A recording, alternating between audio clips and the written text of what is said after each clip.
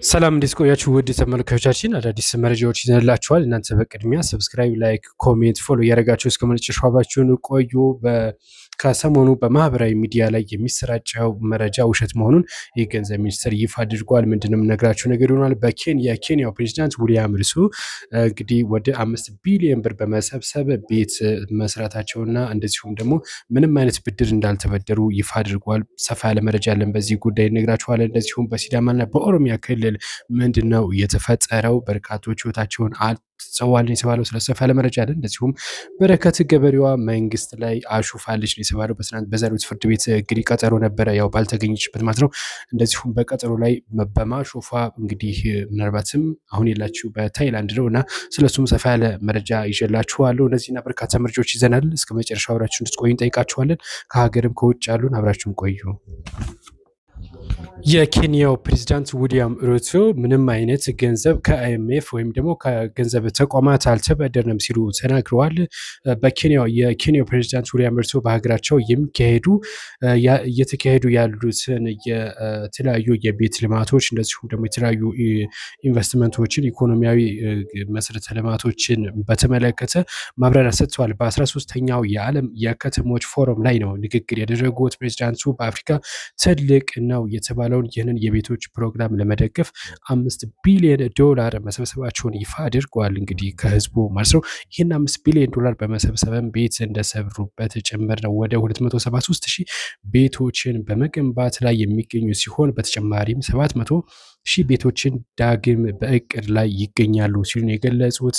ሀገሪቱ 640,000 በላይ ለሚሆኑ ዜጎች የስራ እድል ፈጥራለች ነው ያሉት እና ይህ በል የሚያሰኝ ነው። እኛም ከጎረቤት ሀገር እንማር መልክታችን ነው።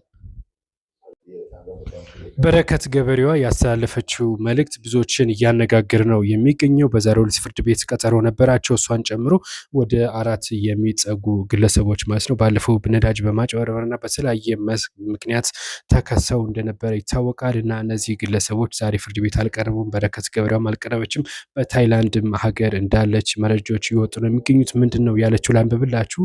እንግዲህ አታስቡት፣ እንደማይዙኝ ያውቁታል። ለምን እንደሚፈልጉኝ ባላቅም ነገር ግን እኔን መያዝ እንደማይችሉ ራሳቸው ያውቃሉ ስትል ነው የገለጸችው። አታስቡ፣ ሊይዙኝ ቢፈልጉ ኑሮ እዛው ነበርኩላቸው፣ ስለማይፈልጉ ስለማይችሉም እንጂ ኢትዮጵያ በዘመኗ እንደ አየርላንድ አይነት ጠላት የላትም አይኖራትም የሚል መልእክት አስተላልፋለች ማለት ነው። እንግዲህ ምን ትላላችሁ በዚህ ጉዳይ? በሲዳማና እንደዚሁም ደግሞ በኦሮሚያ ክልል መካከል ግጭት መፈጠሩ ይታወቃል፣ በሁለቱ ድንበር ላይ ማለት ነው። እና አሁን በርካቶች መጎዳታቸው አንዳንድ መረጃዎች ምንጮች እየጠቀሱ ነው የሚገኙት። በተለይ ደግሞ በጉጂ እንግዲህ አካባቢ ከባድ ጉዳት ደርሷል የተባለው ጉጂ ህዝብ ላይ ከባድ ጉዳት መድረሱን የመረጃ ምንጮች ጠቀሱ የሚገኙ። ባለፈው ዕለት ነበረ በገበያ ላይ በነበረ እንግዲህ ግጭት ተፈጥሮ ገበያ ላይ የነበሩ ሁላ ጉዳት ማስተናገዳቸውን ገልጸንላችሁ ነበረ። በርካታ ንብረቶችም እንደዚሁ ሰብሎች መውደማቸውም ተጠቅሷል። በሁለቱ መካከል ያለው ግጭት የባሰ አድማሱን እንዳያሰፋ ስጋት እየተፈጠረ ነው የሚገኘው። እናም የተለያዩ አክቲቪስቶች ወይም ደግሞ የሶሻል ሚዲያ ኢንፍሉዌንሰሮች ሀሳባቸውን እየሰጡ ነው የሚገኙት። እናንተ በዚህ ጉዳይ ምን ሀሳባላችሁ? ሀሳብ አስተያየት አስቀምጡልኝ።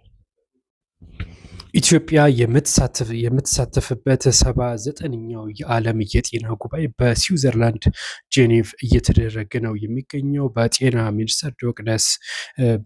ሚኒስትር ዶክተር መቅደስ ዳባ የተመራ ልዑካን ቡድን ወደዛ አቅንቶ ይህንን ስብሰባ እያደረገ ነው የሚገኘው። በጉባኤው ላይ ንግግር ያደረጉ የጤና ሚኒስትር ዶክተር መቅደስ ዳባ በቅርቡ ይፋ የሆነውን የህብረተሰብ ጤና ዳሰሳ ጥናት ግንኙነት መሰረት ማድረግ ንግግር አድርገዋል። በመላው ህብረተሰብ ተሳትፎ የሚመለከታቸውን ባለድርሻ አካላት ቅንጅት እንዲሁም የጤና ባለሙያዎች ተነሳሽነት ተጠቃሚ በማረጋገጥ እናቶችን ህጻናት ጤና በቀጣይነት ማሻሻል፣ ተላላፊ በሽታዎችን መከላከል እና የተለያዩ ጉዳዮችን አንስተው ንግግር አድርጓል የተባለው እንግዲህ በርካታ ሎካል ናቸው ወደዛ ያገኝ 79ኛውን የዓለም የጤና ጉባኤ በስዊዘርላንድ ጄኔቭ እየተከታተሉ ይገኛሉ።